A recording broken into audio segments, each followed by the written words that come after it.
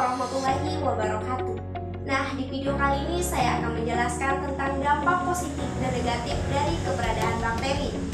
Nah, sebelumnya saya akan menjelaskan sedikit tentang ciri-ciri dari bakteri.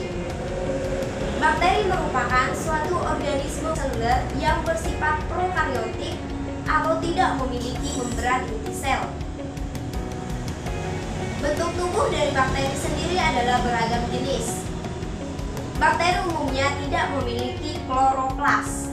Ukuran tubuh dari bakteri itu adalah ukurannya sangat kecil sehingga tidak dapat dilihat menggunakan mata telanjang dan harus menggunakan mikroskop.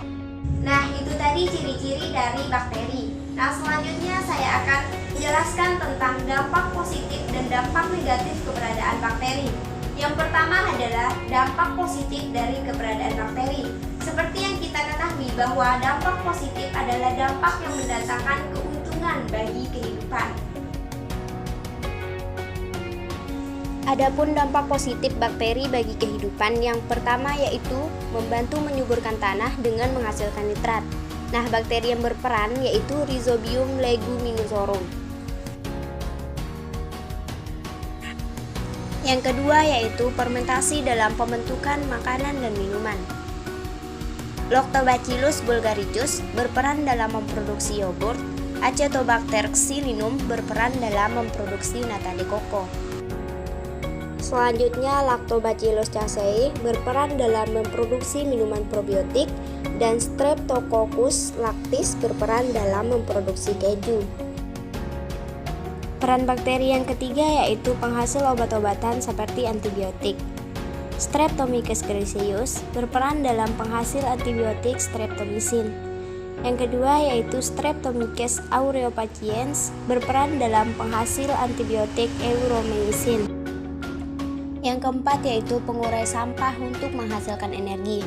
Salah satunya adalah Bacteroides fragilis yang berperan untuk penghasil biogas. Dan yang kelima yaitu membantu dalam pembuatan senyawa-senyawa kimia. Bakteri Acetobacter berperan sebagai penghasil asam asetat, dan bakteri Azotobacter berperan sebagai fiksasi nitrogen. Itulah tadi penjelasan mengenai dampak positif bagi keberadaan bakteri bagi kehidupan. Nah, selain memiliki dampak positif, bakteri juga memiliki dampak negatif. Nah, apa saja dampak negatif dari bakteri? Yuk, simak video berikut.